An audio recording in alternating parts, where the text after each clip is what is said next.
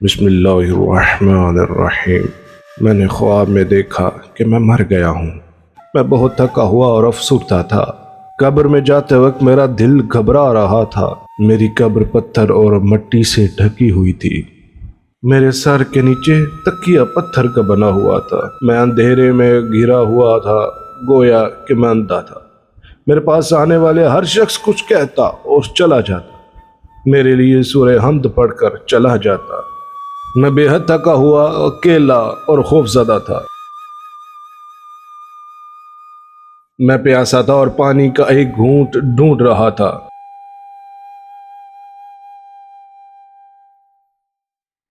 تبھی اچانک میرے پاس تو فرشتے آئے۔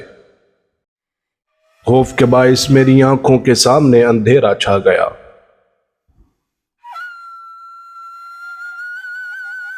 ایک فرشتے نے کہا، بتاؤ تمہارا دین کون سا ہے؟ دوسرے نے آواز دی، تمہارا رب کون ہے؟ حالانکہ سوالات بظاہر سادہ تھے، مگر میرا جسم مسلسل کانپ رہا تھا۔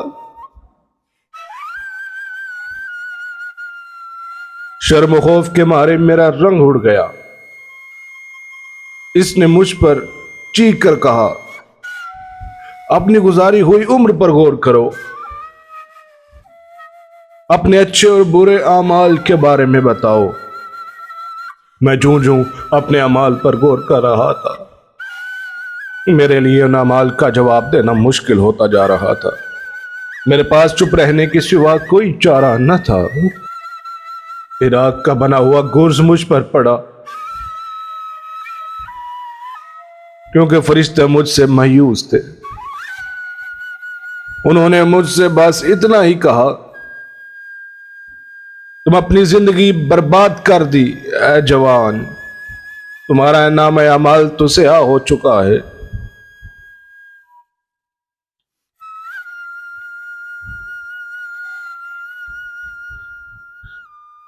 کہنے لگے، ہم تو حق تعالیٰ کی طرف سے مامور کیے گئے ہیں، ہم تمہیں جہنم کی جانب لے جائیں گے۔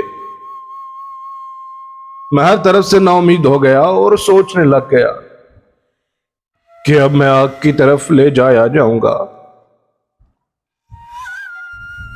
اچانک حق تعالیٰ کی طرف سے ایک لطف ہونے لگا، گویا جنت سے رحمت کے دروازے کھل گئے۔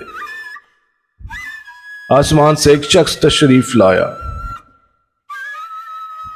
گویا وہ شخص ستاروں کے جھرمٹ میں سے آیا ہو۔ ایسی پرنور شخصیت کہ گویا سورج کی مانند ہو۔ ان کی آنکھیں جذبیت سے پر تھیں، ان کی آنکھوں میں عجب سرور تھا، ایسا سرور جس سے دل کا ہر زخم بھر جائے۔ اس کے کندھوں پر سبز چادر تھی۔ اس کو دیکھ کر میرا دل بہت متاثر ہوا۔ پھول ان کے حسن کا مقابلہ نہ کر پاتے، ان کے سامنے تو حسن یوسف بھی ماند پڑ جائے۔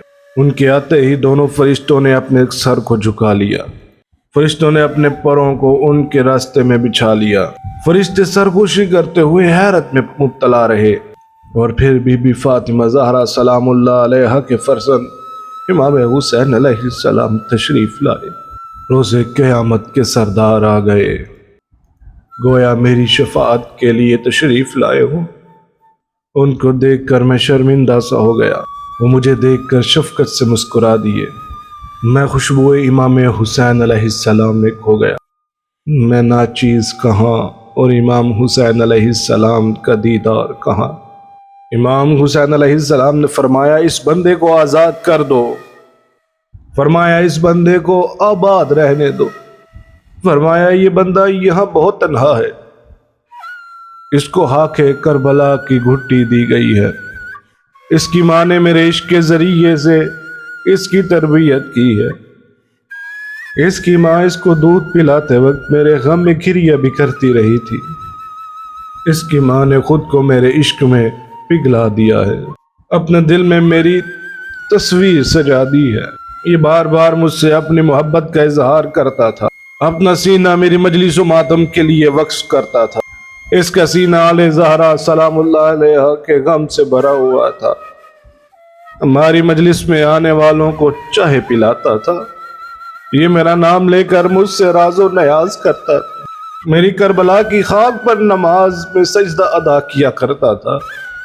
میرے پرچم کو اپنے ہاتھوں سے بلند کرتا تھا، میری عزاداری میں ننگے پاؤں شرکت کرتا تھا، میرے عباس کی یاد میں سر بکف رہتا تھا، میرے سکاک کی یاد میں دن بھر پانی پلاتا تھا۔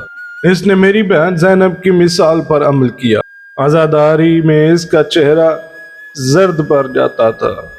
جب تک دنیا میں رہا میرا نام لینے والا ہی رہا، میری مجلس کا تبرک اس کی غذا تھی، اس کا دل ہماری محبت سے بھرا ہوا تھا، اس کی نظر میں میرے علاوہ کسی کی کوئی اہمیت نہ تھی، میری مجلس میں باادب انداز میں شرکت کرتا تھا، میرے مصائب سن کر اس کا دل پھٹا رہتا تھا، اس نے دنیا میں ہماری عزت کی لاج رکھی، اس کا میرے بھائی عباس سے کل بھی تعلق تھا، میرا نام سنتے ہی اس کی آنکھوں سے آنسو رواں ہوتے تھے، حرم میں یہ جتنا بھی گریا کرتا تھا اس کے دل کو تسلی نہیں ملتی تھی، آل امیہ پر مسلسل لعنت بھیجتا تھا، میری بیٹی رقیہ کے نام کی منت مانتا تھا، میرے علی اکبر کی شہادت سن کر گریا کرتا تھا، اس لیے میں اسے اپنے ساتھ اپنی ماں زہرا سلام اللہ علیہا کے پاس لے جاؤں گا، یہ جیسا بھی ہے میرا ہی غلام ہے،